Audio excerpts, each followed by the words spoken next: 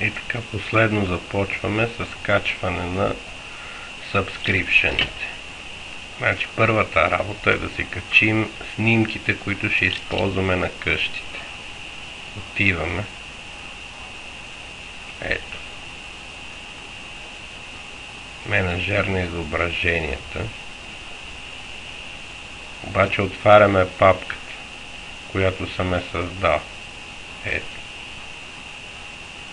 Subscribe.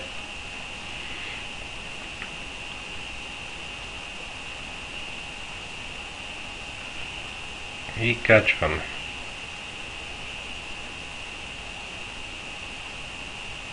Така. Намираме си някаква къща.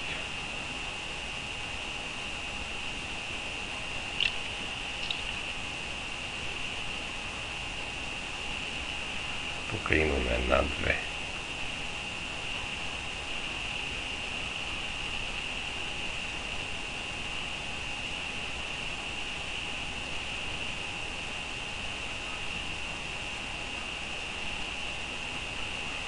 Слагам просто за проба.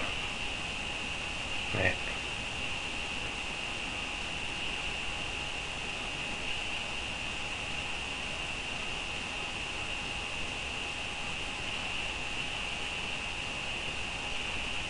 Качваме и втората, ако имаме две.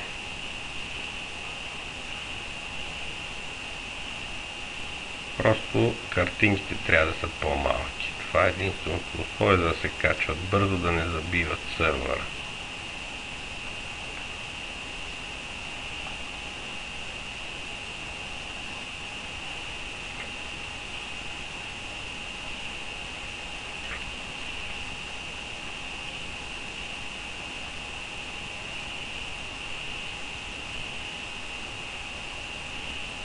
Качих същата картинка.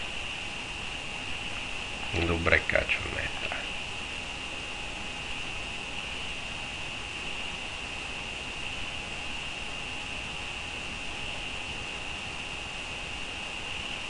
Ето, две са достатъчни за проба. След това отиваме на нюслетър. И тук вече започва сериозната работа.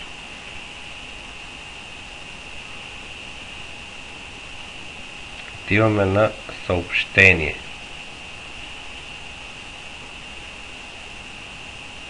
И си избираме, тук съм ти създал за една къща, за две къщи или за три. В случая ще използваме за две. Редактираме съобщението. Това си е така, не го пипаме. Ето това са празните картинки. Сменяваме този текст. Адрес.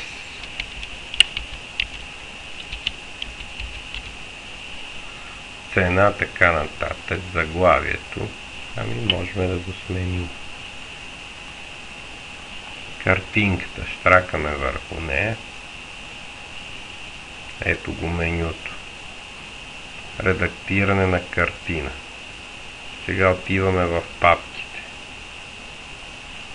Ето е тази папка, в която качихме изображенията.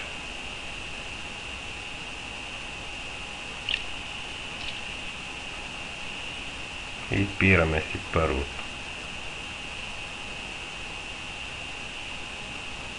Апдейтваме.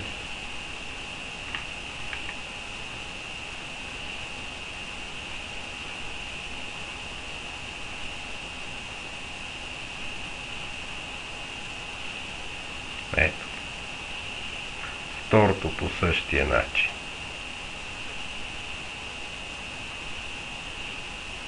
Избираме си папката.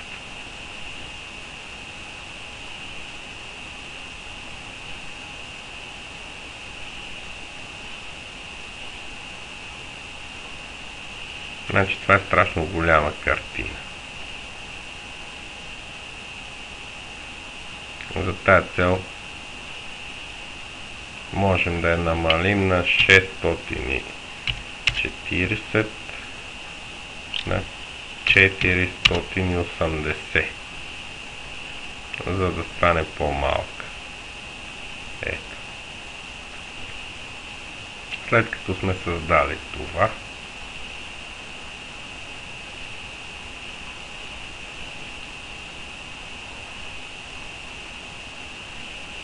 го изпращаме.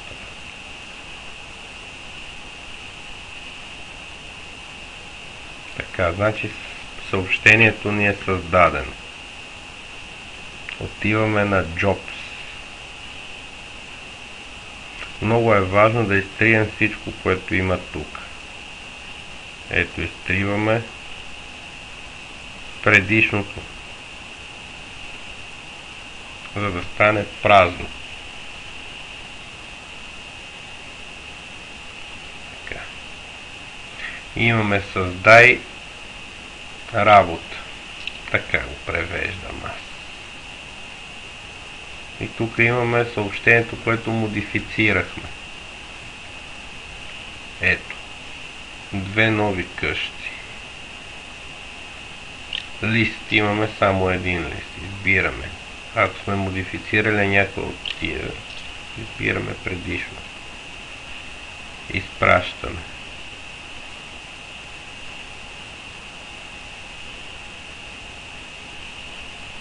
След като е създадена работата, даваме процес Jobs. Питани, сигурни сме, че искаме да изпратиме всичките тия съобщения. Да, сигурни сме. Изчакваме, тук много бавно става. Ето, 3 съобщения са изпратени. Сега отиваме в почтата да го видим. В случая съм задал моята почта.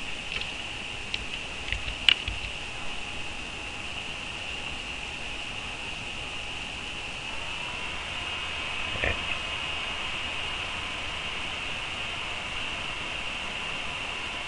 Едно съобщение е пристигнало. Ето го нашето съобщение. И това е.